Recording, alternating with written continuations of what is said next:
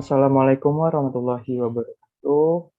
Om Swastiastu, Namo Buddhaya, Salam Kebajikan. Yang terhormat Ibu Nadia Fadila selaku dosen pengampu mata kuliah dari Strategi Belajar Mengajar. Kami dari kelompok 4 dari kelas Pendidikan Bisnis B 2020 yang beranggotakan saya sendiri Muhammad Rohadi dengan NIM 17076200027. Saya Mishkat Wadawiyah dengan NIM 17076200049. Saya Mayang Rapriani dengan NIM 17076200079. Saya Muhammad Zaidan Alam dengan NIM 17076200029. Dan saya Neti Rizwani Saramza dengan NIM 17076200009. Di mana kami akan membahas mengenai model pembelajaran dan kelompok kami model pembelajarannya yaitu quantum teaching.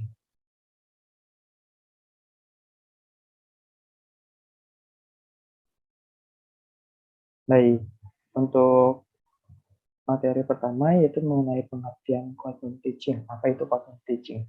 Di mana quantum teaching merupakan pengubahan belajar yang meriah dengan segala nuansanya, di mana quantum juga menyatakan segala kaitan interaksi dan perbedaan yang memaksimalkan momen belajar. Quantum teaching juga berfokus pada dinamis dalam lingkungan kelas interaksi yang mendirikan landasan dan kerangka untuk belajar. Menurut Reporter tahun 2005 halaman 3. Selanjutnya, quantum teaching juga dapat diartikan dengan interaksi yang mengubah energi menjadi cahaya, di mana quantum teaching adalah orkestrasi bermacam-macam interaksi yang ada di dalam sekitar.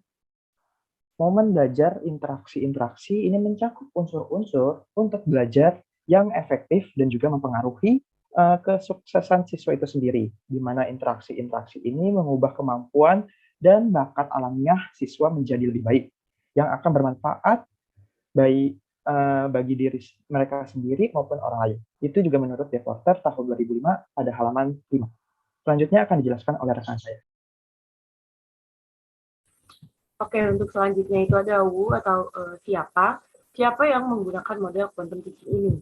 Perlu diketahui bahwa quantum learning ini adalah perangkat metode dan falsafah belajar yang terbukti efektif di sekolah dan bisnis untuk semua tipe orang dan segala manusia. Jadi siapapun bisa menggunakan metode belajar quantum teaching ini, mulai dari siswa sampai guru atau tenaga pendidiknya. Karena suatu proses pembelajaran akan menjadi efektif dan bermakna apabila ada interaksi antara siswa dan sumber belajar dengan materi, kondisi ruangan, fasilitas, penciptaan suasana, dan kegiatan belajar yang tidak monoton. Di antaranya melalui penggunaan musik pengiring. Interaksi ini juga berupa keaktifan siswa dalam mengikuti proses belajar. Dan selain itu, bisa juga dengan melakukan small group discussion, discovery learning, atau mengumpulkan informasi, cooperative learning, yaitu melalui tugas kelompok. Dari ketiga metode tersebut dapat dipilih karena termasuk ke dalam metode pembelajaran student centered learning yang dapat diterapkan dengan baik dalam penggunaan metode quantum teaching ini. Selanjutnya akan dijelaskan oleh teman saya. Oke, baik. Selanjutnya di sini ada when atau kapan quantum teaching itu digunakan. Nah, jadi dalam strategi belajar yang digunakan pada pembelajaran quantum ini itu dapat diterapkan dalam pembelajaran menulis dengan merujuk pada kealamiahan proses belajar. Yaitu bisa kita mulai dari pengenalan dengan sesuatu hal yang menarik. Contohnya itu seperti apa? Contohnya itu bisa kita hubungkan antara hal yang sedang kita pelajari dengan pengalaman siswa. Nah, hal itu dilakukan untuk membentuk potensi dalam diri siswa tersebut, baik dalam imajinasinya, kemudian motivasi, kreativitas, dan inovasi mereka dalam berkarya. Selain itu, kita juga melakukan kegiatan pengulangan untuk menunjukkan kemampuan siswa dan memastikan pengetahuan yang telah dipelajari oleh siswa tersebut. Sampai pada akhir kegiatan nanti, kita melakukan suatu perayaan atau diadakannya sebagai bentuk penghargaan atau reward kepada siswa atas kerja kerasnya dalam belajar. Boleh diturunin.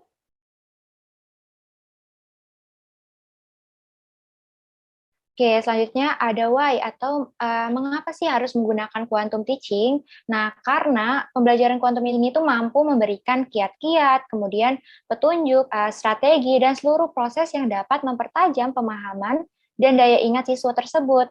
Dan quantum teaching ini juga mampu membuat pembelajaran menjadi suatu proses yang menyenangkan dan bermanfaat.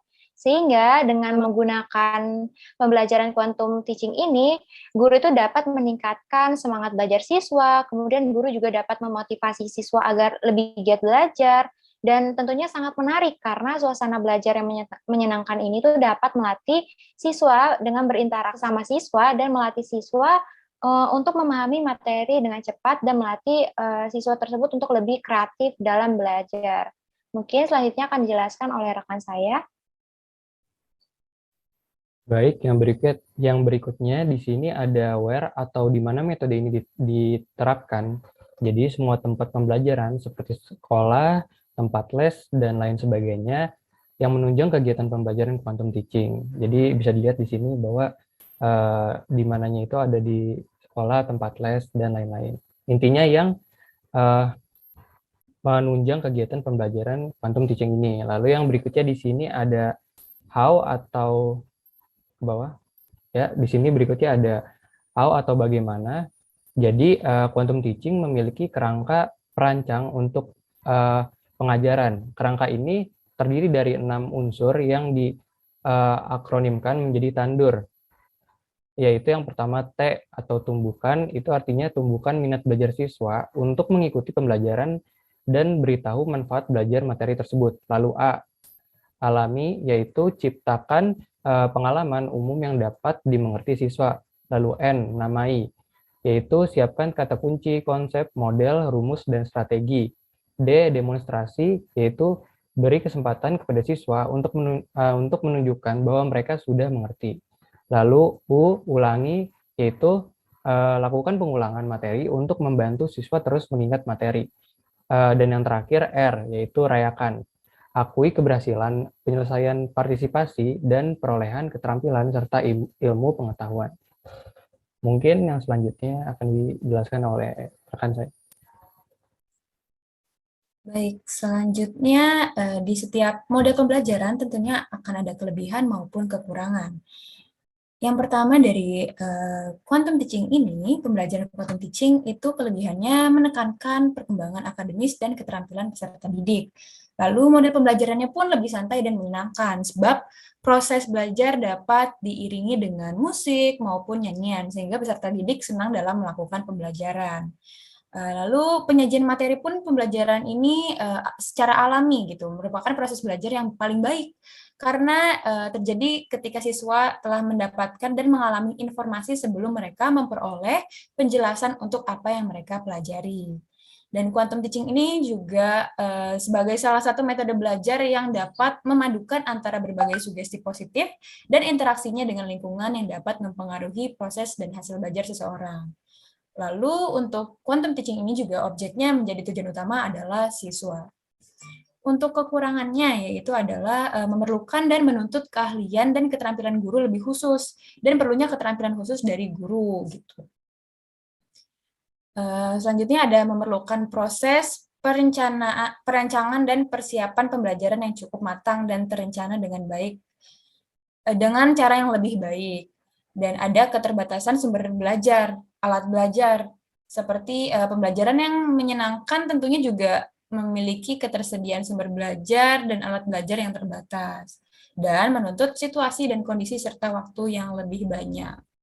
Demikian presentasi dari kelompok 4 mengenai quantum teaching. Kurang lebihnya mohon maaf. Wabillahi taufiq wal hidayah. Wassalamualaikum warahmatullahi wabarakatuh.